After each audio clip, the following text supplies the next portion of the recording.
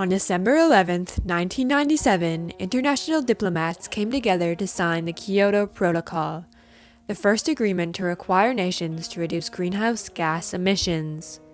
The Kyoto Protocol addressed the international debate over how to prevent what would become the 21st century's most consequential problem, climate change. Ultimately, the failure of the Kyoto Protocol allowed the continued rise of greenhouse gas emissions, but its successes established the precedent for future diplomatic climate summits.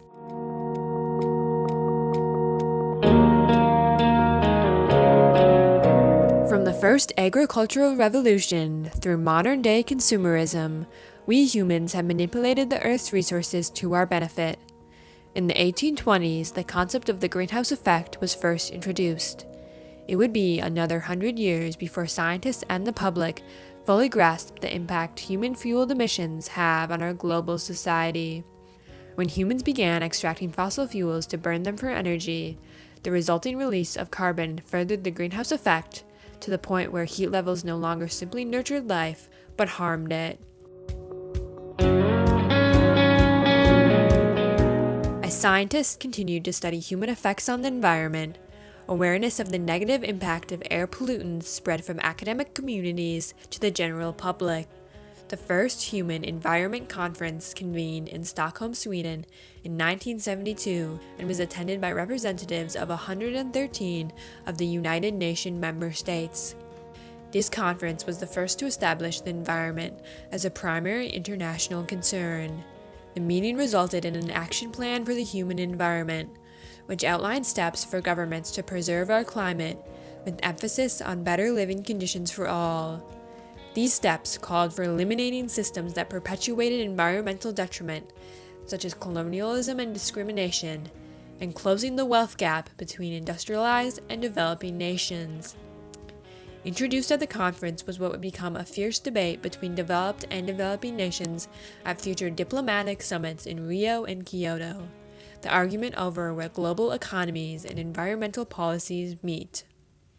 The inherent conflict is not between conservation and development, but between environment and the reckless exploitation of man and earth.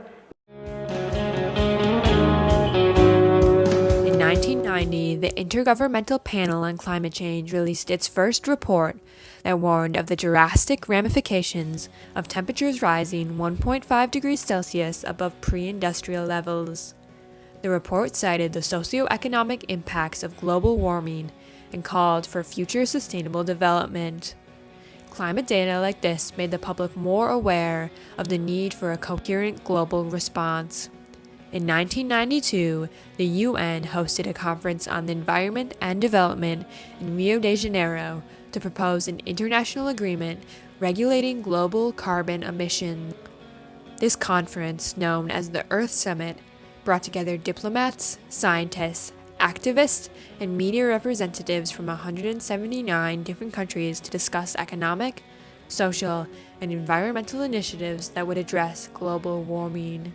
Negotiated in Rio was the principle known as Common but Differentiated Responsibilities, which defined the role played by developed nations, the primary emitters of carbon, versus developing nations, who often bear the brunt of environmental disasters in preventing climate change.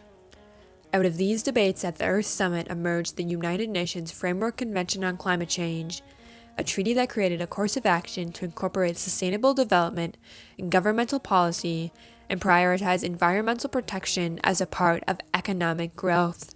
This treaty, which categorized countries based on their level of economic development, would become the structure for the Kyoto Protocol. 5 years later, more than 190 diplomats from countries worldwide came together in Kyoto, Japan, to negotiate a binding agreement to lower carbon emissions. Recognizing developed nations as the world's primary emitters, the agreement, known as the Kyoto Protocol, required these nations to meet binding emission reductions, whereas developing nations were not bound. On December 11, 1997, international diplomats signed the Kyoto Protocol, the first agreement to require nations to reduce greenhouse gas emissions, setting a precedent for future climate policy. Will recommend the adoption of this protocol to the conference by unanimity. However, in America, the Senate voted 95-0 for prohibiting U.S. participation in a binding treaty to reduce greenhouse gas emissions unless developing nations were required to meet the same targets due to fears of an economic recession. This resolution rejects the United Nations' current negotiating strategy of binding the United States and other developed nations to legally binding reductions without requiring any new or binding commitments from 130 developing nations. Knowing this, the Clinton administration signed the protocol but never sent it on for ratification. With the failure of the U.S. to participate in the Kyoto Protocol, the debate between developed and developing nations over whether to prioritize national economies over the global environment continued to grow. When George W. Bush took office in 2001, he rescinded the U.S.'s signature from the protocol. Expressing a perspective contrary to international consensus, Bush went on to question whether climate change was even real or whether humans were to blame, requesting a report from the National Academy of Sciences on the issue. The results of the report stated that humans were to be blamed for the climate crisis. The Bush administration, backing misinformation spread by the oil industry, continued to maintain there was no way to know how climate change would affect our world. Even though the scientific community repeatedly disputed the claim, it quickly spread across the U.S. to those who saw a move away from fossil fuels as a threat to their way of life. In America, this shifted the debate away from how to address global warming to whether human-caused climate change even existed.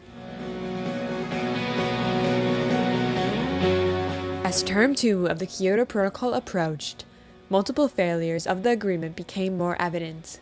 Without the U.S., a major emitter, ratifying the treaty, the carbon benchmark goal had to be lowered. Incentives for accountability had never been set, and loopholes in the protocol allowed many developed countries to increase pollutants while paying for carbon-cutting projects in developing countries. By 2007, research proved a need for a 90% reduction in emissions by 2050. However, the Kyoto Protocol had only required an average 5.2% cut. Despite being legally binding, carbon emissions in multiple nations continued rising. Due to the withdrawal of the U.S. and a failure to compensate for the carbon they produced, the protocol did not meet the goal it set of reducing emissions, and other major countries such as Russia, Japan, and Canada withdrew as well. Since the Kyoto Protocol, global warming continued to become more evident in extreme temperatures and natural disasters that affected millions.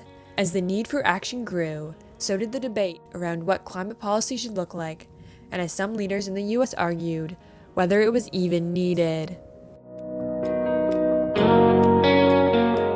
When the annual UN Climate Change Conference met in 2015, parties involved developed the Paris Accord, a new agreement that built off the framework of the Kyoto Protocol.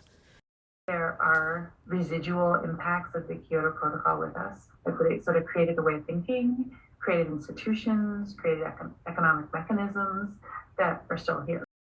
Adapting to the previous failures of a legally binding treaty and due to pressure from the U.S., the intention of the Paris Accord was to have countries be held accountable for reducing emissions solely by international buy-in, each nation setting their own carbon benchmark regardless of level of development.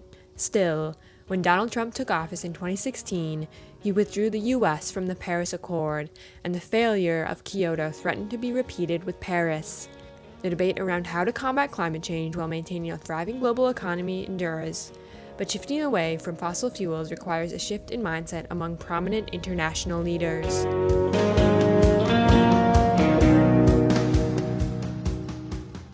The Kyoto Protocol continues to set the precedent for climate policy.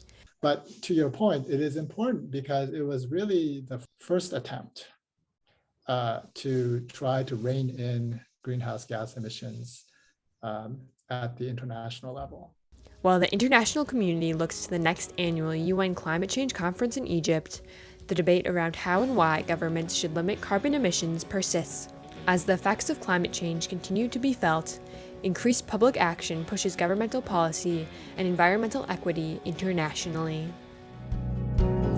whatever just to stay alive.